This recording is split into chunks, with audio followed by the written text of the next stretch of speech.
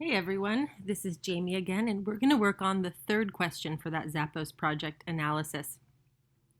In this part, we're making at least 4 box plots.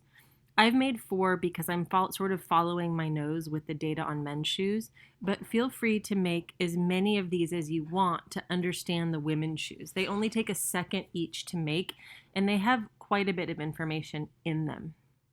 So I've listed 4 that I want you to make: the price by brand, the overall rating by brand, the comfort rating by brand, and the style rating by brand. I have labeled them, but I actually want to just change my label so that they say box plot of retail price by brand, and then box plot of comfort rating by brand, and then this one I'm going to be specific to: box plot of style rating by brand. So the only one that I haven't made is this overall rating by brand, and we're going to make that in this video. Before I get started on making that one, I want to do a little bit of interpretation of the ones that I have. What a box plot gives us is really 5 pieces of information about each brand on each chart. So by the shape of each brand's box and whiskers, and by the length of the boxes and the length of the whiskers, we can get a sense of the distribution. The X is the mean, the average in the data, and the line is the median. And as you know from your reading this week, that if the average is greater than the median, it means that the data is skewed. This is really easy to see in in the Adidas running. The X marks the mean price of just a little over $100 per shoe, but the median price is lower than $100 per shoe. What that means is that once you get above the median price, the price that's halfway in the distribution, the values spread out a lot more in the upper end. So nearly half of the data is clustered. Well, half of the data is clustered between that little tiny whisker that you see in that line, and the other half of the data is spread out over a really long distance. An example of data that seems to be of a brand that seems to have a price that's fairly normally distributed would be Brooks. When we look at Brooks, we can see that the mean, which is by that X, lies almost exactly on that median line, and the whiskers are roughly the same length. It does appear that the whisker on the lower end is a little bit longer than the whisker on the top end, which might suggest possibly that the data is a little bit more spread out on the lower end, but because that X, the mean, is right on top of that median, we're actually pretty well distributed. When it comes to price, none of the brands show outliers.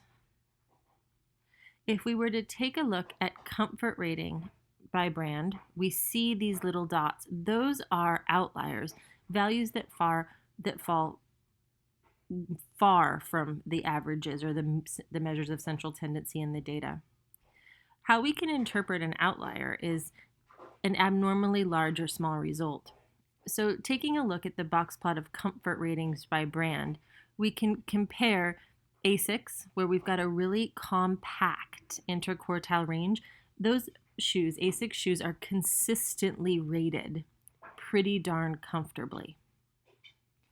This contrasts, Brooks is the same, a pretty darn consistent pattern.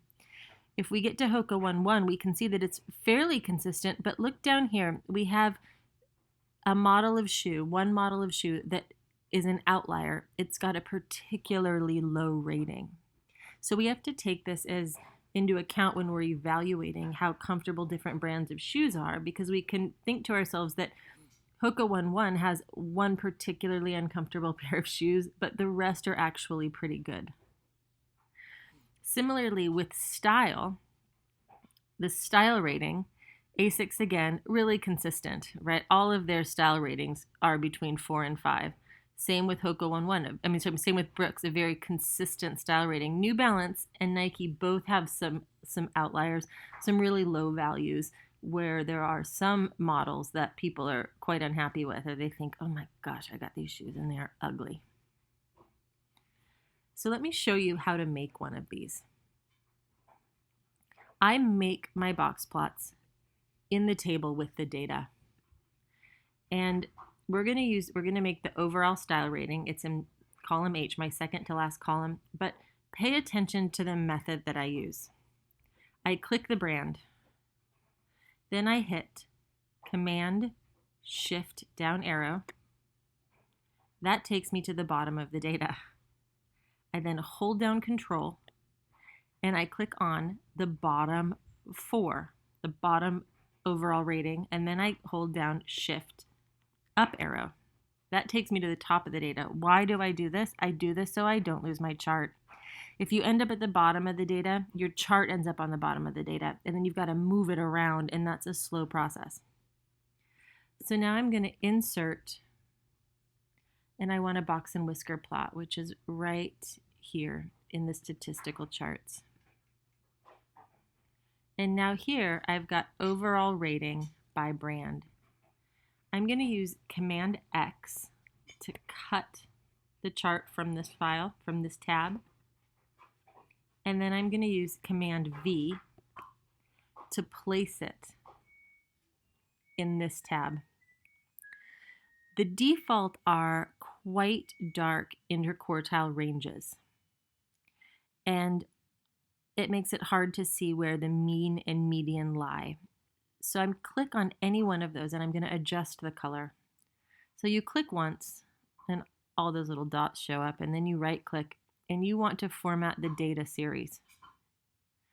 When I format the data series and I look at the little fill pail, I can then adjust the color, and it's using this dark blue by default. I've just gone down and I've picked a lighter blue.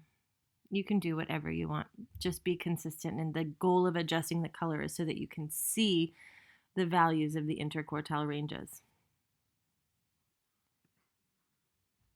So this one we're going to call box plot of overall rating by brand. These look different than the comfort rating and the style rating, and you can see that because there's no median line, there's just the mean line, and that's because these take on specific values. It's either 5, 4, 3, 2, or 1. There is no value that takes on anything except for that complete integer. So we can see here with Adidas Running that most shoes are either overall rating 4 or 5. And then we can get, the vast majority of them are related, are 3 stars or above.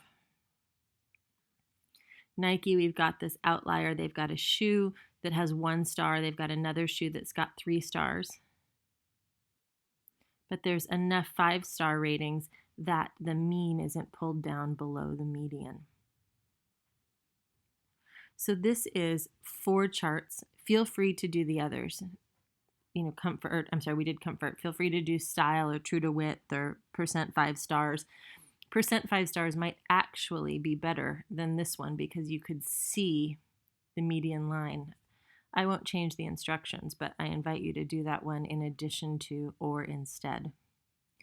Then when you're done, take time to insert a text box. Do this on each of your sheets that explains what you see.